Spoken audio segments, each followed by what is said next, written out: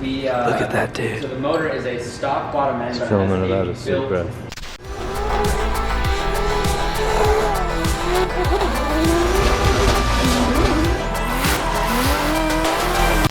Okay guys,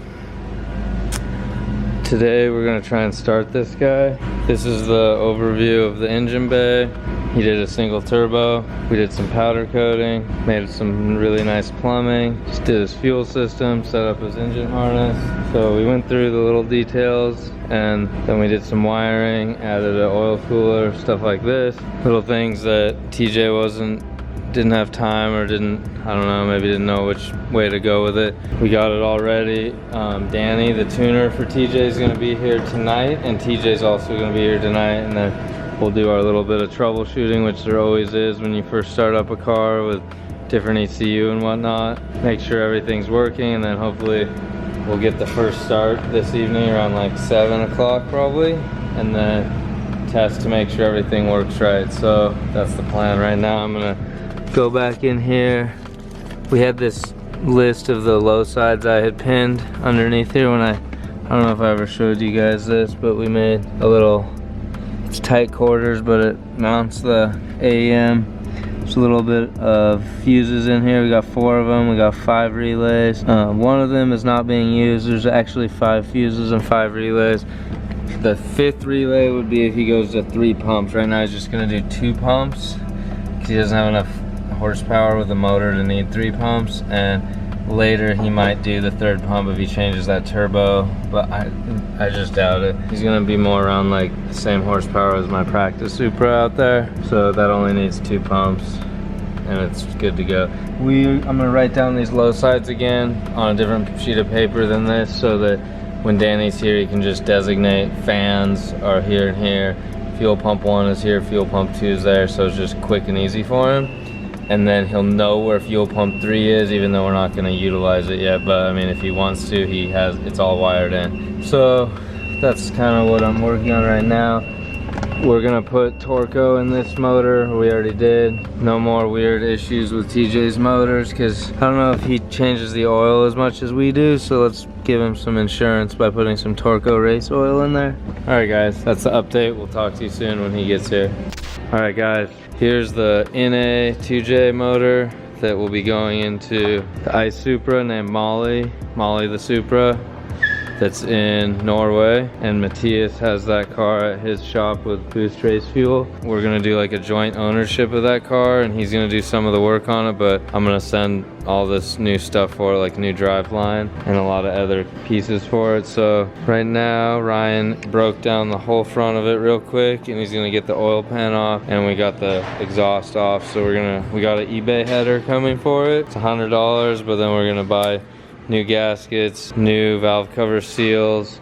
We're gonna do cam seals, front main, new oil pump, new water pump, and then probably a rebuilt power steering pump, and that should be about good. It's tempting to put all these nice parts on it, but we don't need that stuff. We're gonna just try and hold back and make a stock 2J, and the only power upgrade will be this header that we got, an intake, and this is a JDM 2J, so it doesn't use a mass airflow. So that should let us have freer flowing intake, and we can put a AEM filter on here, and we'll make a custom intake pipe for it. We're gonna put this motor into that car and do a lot of mock-up stuff on it, so that Matthias is just like receiving parts, and we'll take a picture and be like, bolts go here, here, and here. Not that he couldn't do it, but Matthias has another Supra he's working on. He has 3 or 4 or 5 Supras. Yeah, he has a problem. He's also has a kid and a life, so we're gonna try and minimize the amount of effort he has to do on this, and we can make it pretty simple for him, and luckily it's the motor that came out of the Supra, so just fall right back in. We're not gonna powder coat anything. We're doing nothing fancy on this one. Maybe spark plugs from NGK. So have a good air filter, a good oil filter, and good spark plugs, and a clean new oil pump and water pump. All right, so that's the update. And then HPS probably can help us out with some hoses and stuff. We'll come back to this soon, but I wanted to let you guys know, so that's the beginning of something great. So we're warming up the practice car, and then TJ's gonna test it real quick. He's gonna compare the Z to the Supra, because they're very, very similar with like power band and everything. TJ drifted a Supra. It happened. Danny's gonna start it. And then I'm gonna run over there and set fuel pressure. Battery's dead. It's on a charger and it's dead. Come on, battery. This is the original battery that came in the car. From Japan. Dang it, Japan. Panasonic battery. See what happens.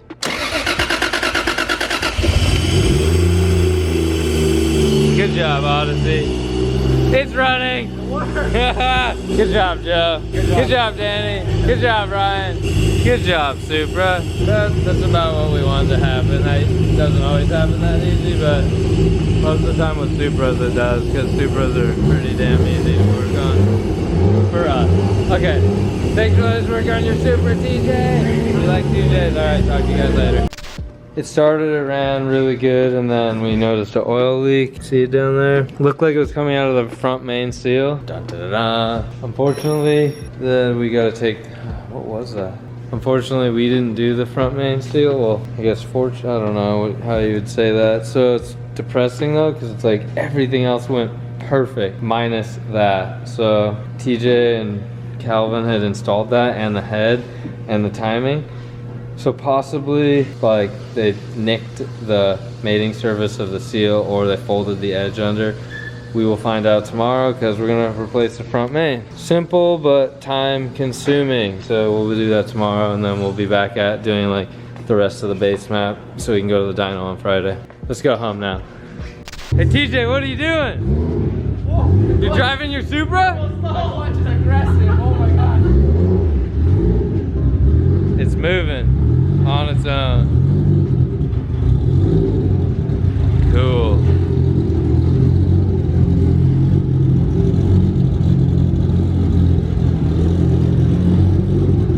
One of many Supras. Man, that one looks good. Black Supras look really good. Black looks really good. Oh, you're right. All black cars look good. The Supra wasn't meant to be a family car. No, it's not. But they're gonna take 3 people in the Supra. Alright guys, we didn't include you in the beginning stages of this. We have the cams out because we checked backlash. First check compression. Ended up really good, if you could see really well over there. Let's see if you can. Compression numbers were very close to one another, pretty dang good. So that's compression, cylinder 1, 2, 3, 4, 5, 6. We were happy with that, but when we go back over here, check lash, we were way tight on exhaust side, and we had a couple ones that were tight on intake side.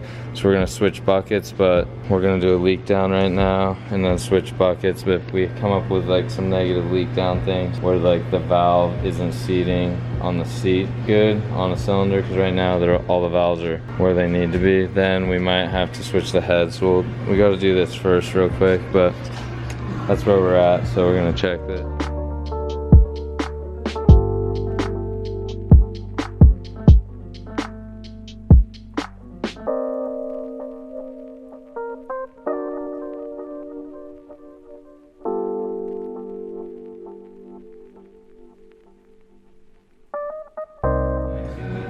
Represents just as good or better than a brand new motor. Yeah, it's better than a brand new motor. All right, guys, we're gonna keep going on this. You don't want to watch every cylinder happen, but the one we were worried about is cylinder 1, and that literally had 1% leak down.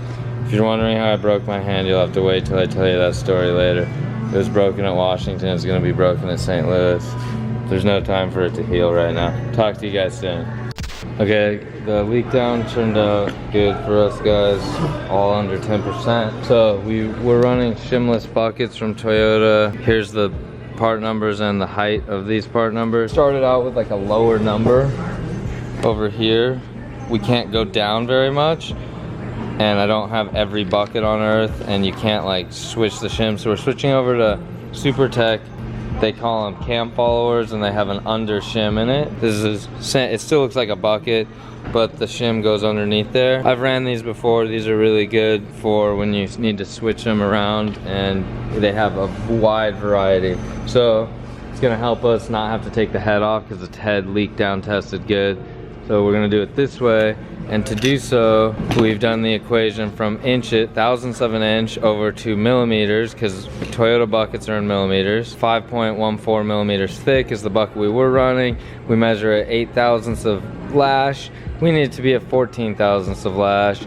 So then we switch over to a shim under bucket from Supra, and they're 3.28 millimeters thick, and then you add a 1.75 millimeter thick shim under there, equates to what we're looking for, which is low 5.0 something millimeters. Add that up real quick. 3.28, 1.75, whatever you get right there. That will be where we have 14 thousandths, just a little bit higher than 14 thousandths of clearance. And when the motor gets hot, it'll be back at 14 thousandths. And then when you like slam limiter a lot and you smack your valve into your head a little bit more, into your seat, which is what happens sometimes, you guys will learn when you build your own race motor and start wearing them out every season. This will be a good solution. And I was talking to Martin over there, for when we're traveling, we need to swap it around to set up lash. Instead of carrying so many buckets, we just have to carry shims and maybe a couple extra buckets. Okay, hope that made sense. It's a lot of numbers. We're emailing people. Yeah, that's where we're at, and then we're gonna overnight it, because you always wait till the last minute so you can spend more money on overnighting stuff, right? Okay, cool. Talk to you guys soon.